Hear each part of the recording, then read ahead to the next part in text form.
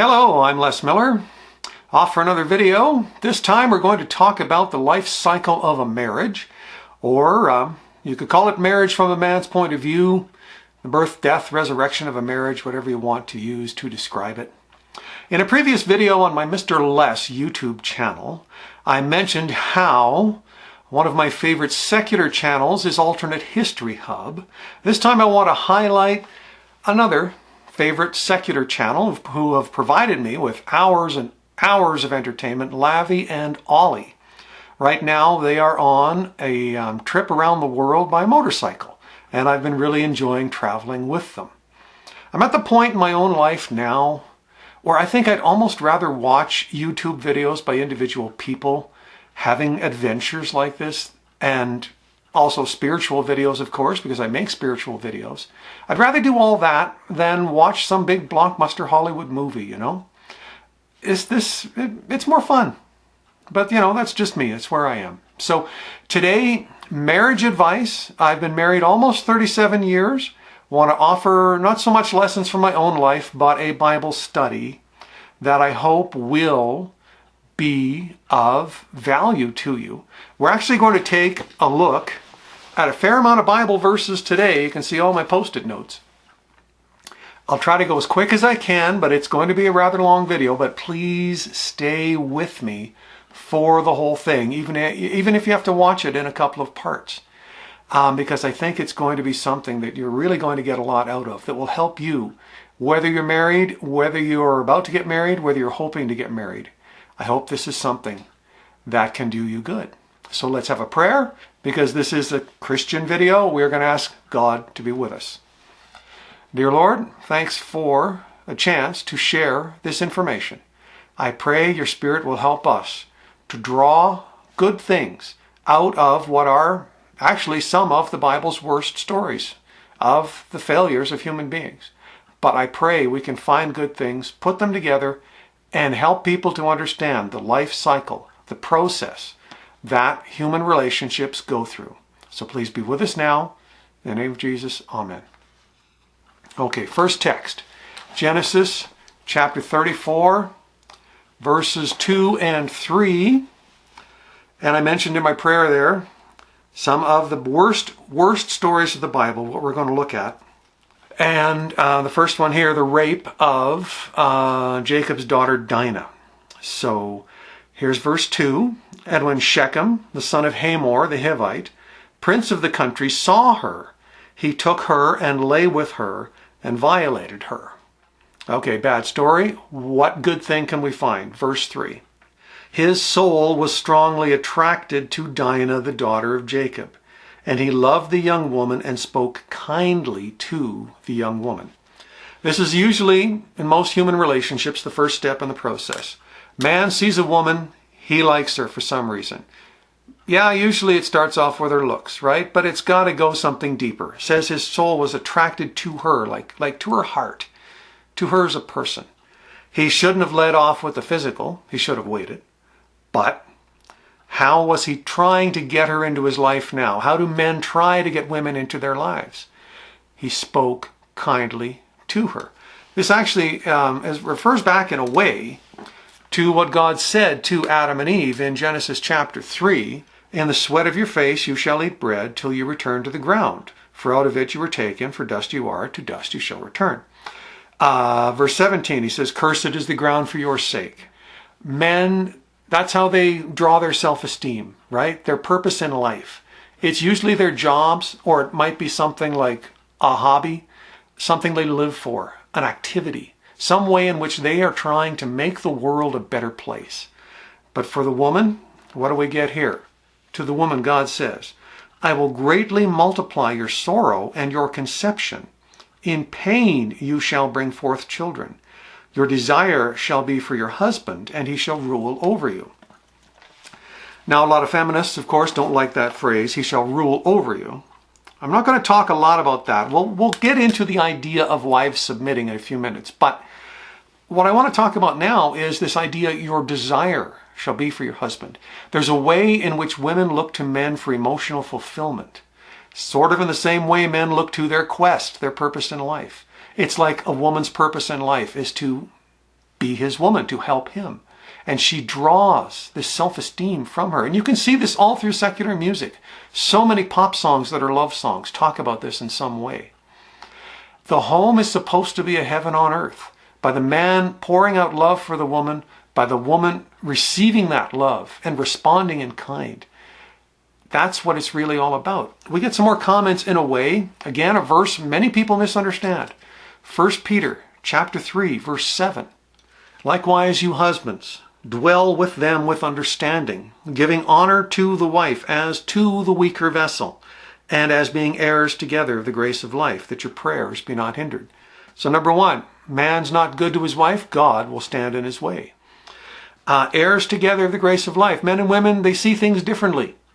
But that doesn't mean that a woman is somehow not qualified for heaven, right? How many times did Jesus use phrases like daughter of Israel, right? My daughter. He said those words to women. But here we have another version of speak kindly to her, giving honor to the wife. Again, feminists, maybe they don't like the word weaker there, but special treatment. A man pays attention to a woman, and if she likes it, she'll respond in kind. You know, a number of documentaries that I've watched over the years about relationships and sex and things like that. What I've heard, what I've seen, it's the woman who invites the man to sort of take it to the physical level, just some flirty little touch or something. That it's the woman who has the choice, you know, and that's why sometimes relationships can happen quite quickly. If a woman decides this is the man for me. I remember I met a lady once at a church conference, and she's in her mid to late 30s, I think, maybe early 40s. She tells me, from the age of 12 years old up, every time she met a man, no matter how old he was, no matter what he looked like, was shaped like, or anything like that, the first thought as she looked him up and down was, could he be the one? We'll leave the physical off for now in any more discussion, but we will get back to that also. So in Judges chapter 16, verses 15 to 17, we get the story of Samson, and he's bearing his soul to Delilah. She screws him over. That's the bad part, but what's the good part? And it came to pass, when she pressed him daily with her words, and pressed him so that his soul was vexed to death, that he told her all his heart, and said to her, no razor has ever come upon my head, for I have been a Nazarite from my mother's womb. If I'm shaven, then my strength will leave me, and I shall become weak and be like any other man. In relationships, as a man and a woman are getting closer, at some point, this man who presents himself to the world as this strong, macho man will open himself up to this one woman. He will confess his greatest weakness or his greatest fault or something. He'll make himself vulnerable in some way. I remember when I did that with the wife I'm married to, and how she gave me a note afterwards, how she felt honored when I did that. And in thinking about this verse, and thinking about, you know, a phrase I heard once on a documentary, that women fall in love through sex, but men fall in love through trust. I understand it now. When a man makes this great confession, if the woman will basically respond to him by saying, you can trust me with your secret, I will be your cheerleader, then that's it. That's the woman he wants to marry. It does not matter how good she looks in a skirt, how good she looks in a bathing suit. That is the one he's going to want to spend the rest of his life with. But if she stomps on his heart, then that's it. Again, no matter how good she looks, it's over. There's no hope. Esther chapter 1. We get a situation where you could interpret it that way, although some people might say this guy was a bit of a chauvinist. On the 7th day, when the heart of the king was merry with wine, he commanded, and they've got a number of names here for his eunuchs. They're hard to pronounce, so I'll just continue. 7 eunuchs who served in the presence of King Ahasuerus to bring Queen Vashti before the king, wearing her royal crown in order to show her beauty to the people and the officials, for she was beautiful to behold. But Queen Vashti refused to come at the king's command, brought by his eunuchs. Therefore the king was furious, and his anger burned within him. Now again, a shallow man, yeah, he's all about looks. But a man who does understand that inner beauty is what it's all about. We can draw a lesson from this text that relationships begin to decay when this woman who said, "You can trust me," suddenly, in some ways, not showing this beauty of character to him anymore, or at least he doesn't see it. Whether he's right or wrong to not see it is a different discussion. But this idea that suddenly if she stops being nice to him, then there's problems. There's several verses in the book of Proverbs that use the phrase a proud and contentious woman. And this is something that's very, very detrimental to a marriage. 2 Samuel chapter 6 is a story of a marriage that decayed to this way.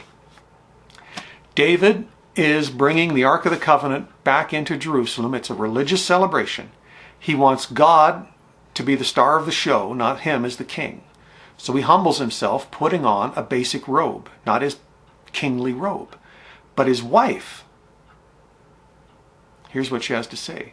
And as the ark of the Lord came into the city, Michal, Saul's daughter, looked through a window and saw King David leaping and whirling before the Lord, and she despised him in her heart. Verses 20 to 23.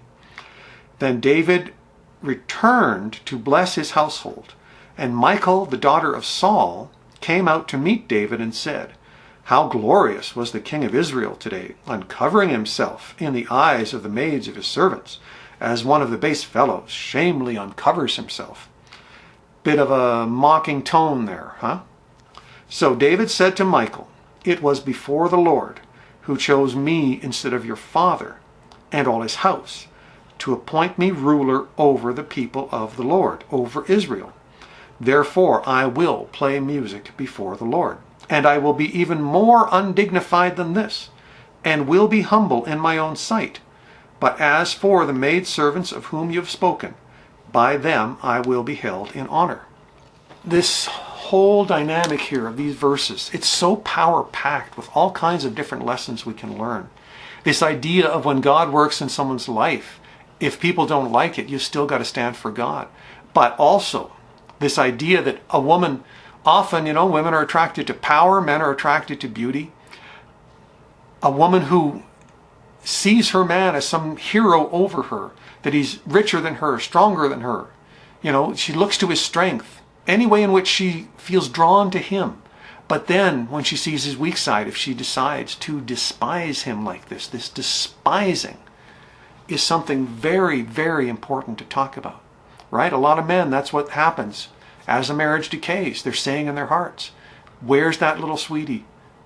I want someone who'll be nice to me."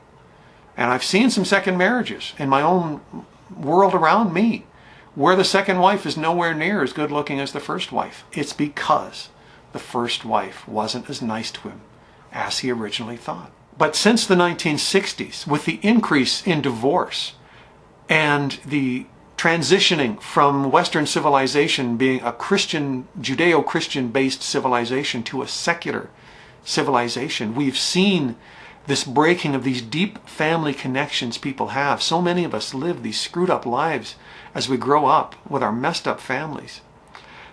And I think that's honestly one of the reasons why social media is so popular. We're all trying to be like David. Get a small amount of connection with as wide-ranging a number of people as possible. If I thought social media was all bad, I wouldn't be here. But it's just something to think about. Yeah. God can still use the world as it is. Because when you think about Jesus, living the basic life of a human being, working in a carpenter's shop, and then going off to travel and preach and teach, he transitioned also from deep connections with a small amount of people to as many connections as he possibly could get. We're going to get a verse now from just a few chapters over. Polygamy was a thing back then, so I don't know if you could say David cheated on his wife Michal. But interesting, that story about Michal. It ends with the fact that she had no children from that point forward. So maybe he had lost interest in her physically because of it. But he, of course, does cheat with a woman named Bathsheba. But I just want to get verse 9 of 2 Samuel chapter 11. It's very interesting. But Uriah slept at the door of the king's house with all the servants of the Lord, and he did not go down to his house. So, background story. He cheats on his wife, cheats on this guy's wife, and she gets pregnant. He tries to cover it up by saying, hey, it's a guy in his army. He says, hey, come home, spend some time with your wife. It doesn't work because why? He sleeps at the gate of the palace. Why? I think the guy was a workaholic. This idea we have now called a desperate housewife, right? When a woman is unfulfilled in a marriage because the man is not paying attention to her the way he used to. That is also a big part of the problems in a marriage. Now, for a few minutes, we're going to cover this idea, what I'll call the Bible's dirtiest word, submit. Wives, submit to your husbands. There's a number of verses on this topic in Peter's writings and in Paul's writings. But I want to start off with Ephesians chapter 5 and verse 2. This is the most important verse in a discussion about this thing of submission.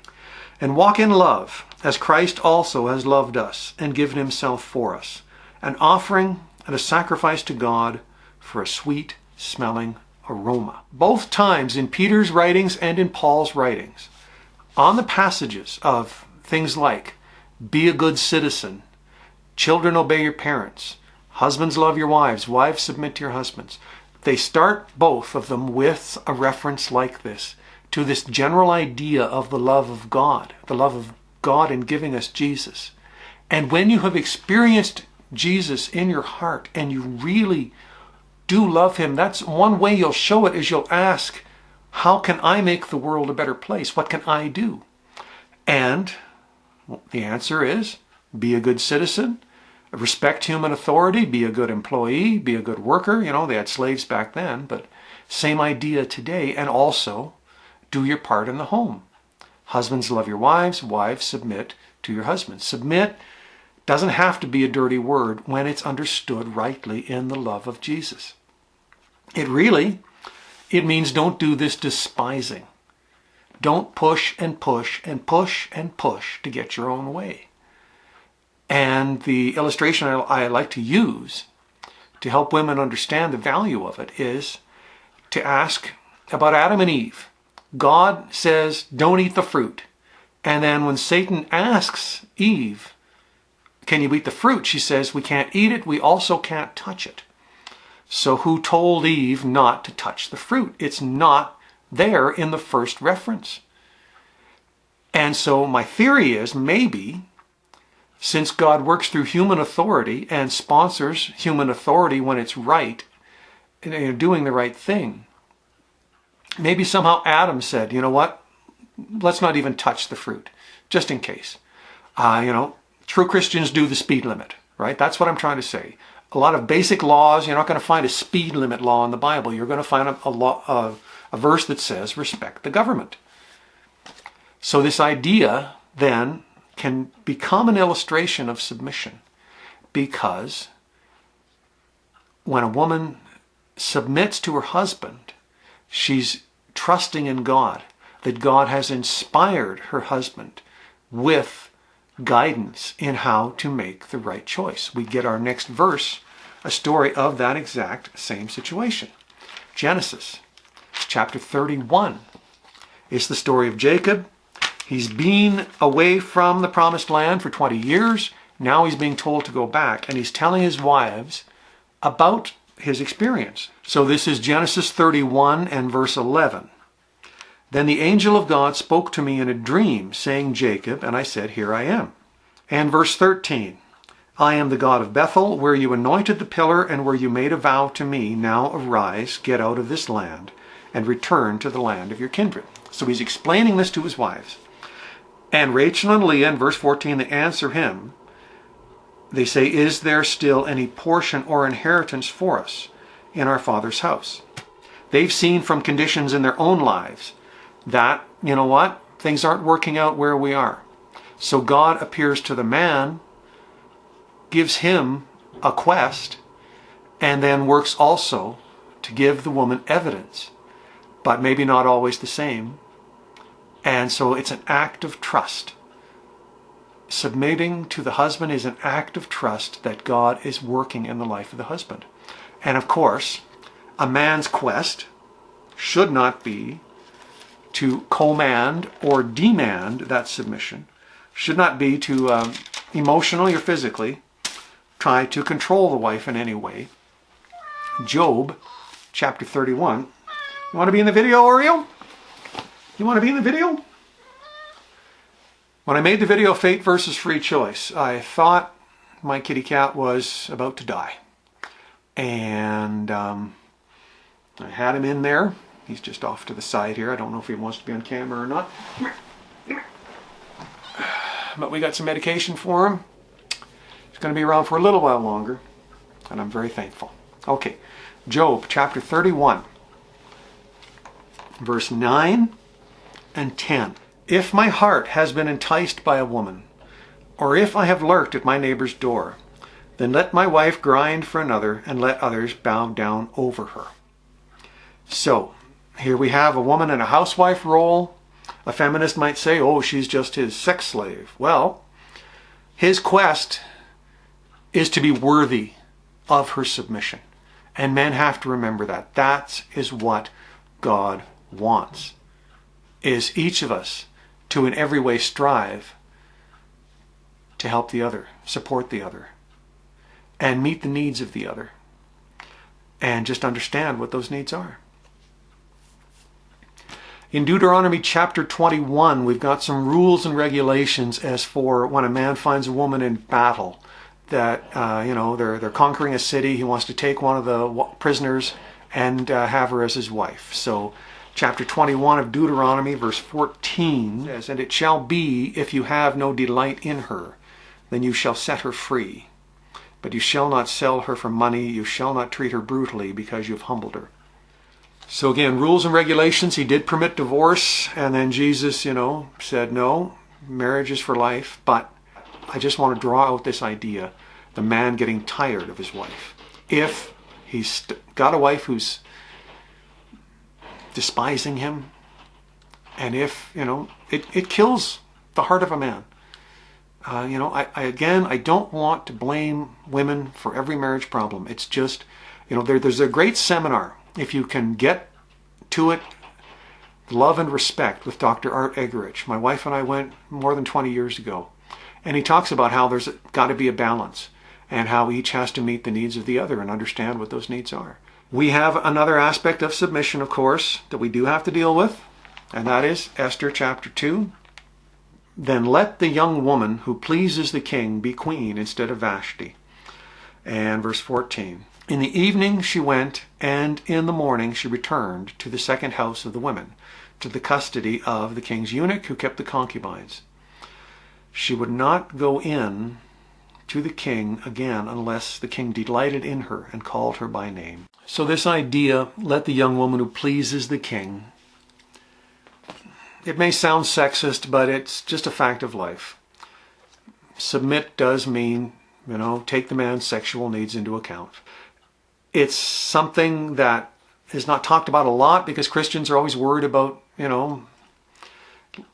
somehow promoting sin when they talk about it, and so they just usually dwell on the symbolism of Christ and the church, and the woman represents the church, and the man represents Christ, but just the physical is important, and it's not something to be denied, and when it's within the confines of a marriage, it's okay.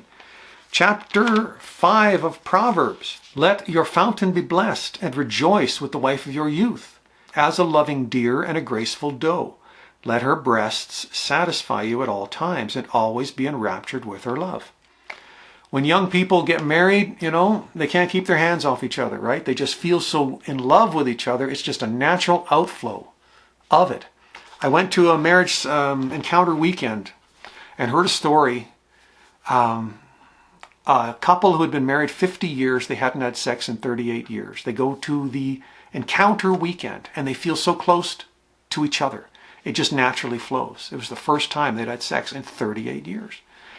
you can't deny the physical aspects. And it's not wrong. It does not say a man is not allowed to ever enjoy a woman's breasts. It's just he has to channel that desire in the direction of the one woman that God has given him. I'm as much of a pig as anybody else, right? I'm not trying to say I'm better than anybody else. Okay, so the life cycle of a marriage in summary. Usually, man sees a woman, he likes something in her, probably starts with her looks, but it's got to go deeper than that in order to work. And if he can make her happy, if he can somehow pay enough attention to her, work to win her heart, then she'll be the one to open up and receive his affections. And then the physical aspect comes in. But in time, of course, as a relationship progresses, arguments happen. This idea we drifted apart. Submission also takes care of that in a way. If a woman will go along with the direction in life that a man wants, and yeah, sometimes men take advantage of it, often. But, God does want peace and harmony in the home. And sex is a big help. This breakdown happens often when the man stops paying attention to the woman and when the woman despises the man. So, the question I have to ask a man, and I'm asking men specifically this: if you're ready to give up on your wife because you're tired of her, what's going to happen? What are you going to do? You're going to try to get a new woman, right? And how are you going to do it? You're going to find a new woman you like, and you're going to put her through the process of paying attention to her, trying to win her heart. Well, why not just try it with the wife you have now? Why not just try one more time to work to win her heart? Again, not trying to say that every problem in a marriage is a woman's fault. Maybe that rebellion, maybe that despising is coming from a cry for help, a desire to have that love again. And maybe if you work to melt her heart, you'll still find that same sweetie pie you once knew. We'll go to the absolute worst story in the Bible, and we'll get an example of this. Judges chapter 19. But his concubine played the harlot against him and went away from him to her father's house at Bethlehem in Judah, and was there 4 whole months. Then her husband arose and went after her to speak kindly to her and bring her back. The verse continues. Again, you read the whole story. It's a gruesome story. A woman gang raped to death. Concubine is a word for basically second-class citizen wife, extra wife. But still, this idea. She leaves him. He tries to get her back. How? By paying attention to her. I want to give you some plain, clear statements from the book of Malachi now on just how God really feels about divorce. Even though in John chapter 4, Jesus showed mercy to a woman who was on her 5th relationship. This is how God really feels. And this is the second thing you do. You cover the altar of the Lord with tears, with weeping and crying, so he does not regard the offering anymore, nor receive it with good will from your hands. Yet you say, for what reason? Because the Lord has been witness between you and the wife of your youth, with whom you have dealt treacherously. Yet she is your companion and your wife by covenant. But did he not make them one, having a remnant of the Spirit? And why one? He seeks godly offspring. Therefore take heed to your spirit, and let none deal treacherously with the wife of his youth. For the Lord God of Israel says that he hates divorce, for it covers one's garment with violence, says the Lord of hosts. Therefore take heed to your spirit, that you do not deal treacherously. So you work to win your existing wife's heart again, you'll have God's blessing. You go out to find a new woman, you won't. But again, John chapter 4. I didn't put that verse in the study. I'm going to ask you to read that whole chapter as a homework assignment. And you'll see his mercy to those who are on their 3rd, 4th, 5th failed relationship and really, really do hate themselves for it and really do want to try harder than ever before to make their marriage work. He will help you. I've got some advice now that I think each one of us can use in order to help all our relationships, not just our marriages, but every relationship, work, family, everything. This is Lamentations chapter 3, verses 22 and 23. Through the Lord's mercies we are not consumed, because his compassions fail not. They are new every morning. Great is your faithfulness. Remember, when you take your marriage vows, you're marrying another person who's not perfect, and you are making a vow to give, not a vow to get. And everything Jesus said in the Sermon on the Mount about turn the other cheek and love your enemies applies in the middle of an argument. And give your spouse new mercy every morning. A fresh start every day. That's how you can make a marriage last 37 years or longer. Our last verse is going to sum up this whole study. We could have just used this one verse only and made a 1-minute video, but I think it needed the elaboration to understand the depth of what this verse is all about. So we're finally going to get that reference in Ephesians. After you've seen the love of God that began chapter 5, now we get to how do I make the world a better place? Ephesians chapter 5, verse 22. Wives, submit to your own husbands as to the Lord. It's not proper Bible submission if a man says to his wife, hey, come and help me rob a bank. That's not God leading the husband. But now we get that other verse, verse 25. Husbands, love your wives, just as Christ also loved the church and gave himself for it. Which means self-sacrificing love. Which means when you get despised, not giving up, offering that new mercy. And this is the way to make your home as close to a heaven on earth as you possibly can. God celebrated the first marriage. Thus, the institution has for its originator the creator of the universe. Marriage is honorable. It was one of the first gifts of God to man. When the divine principles are recognized and obeyed in this relation, marriage is a blessing. It guards the purity and happiness of the race. It provides for man's social needs. It elevates the physical, the intellectual, and the moral nature.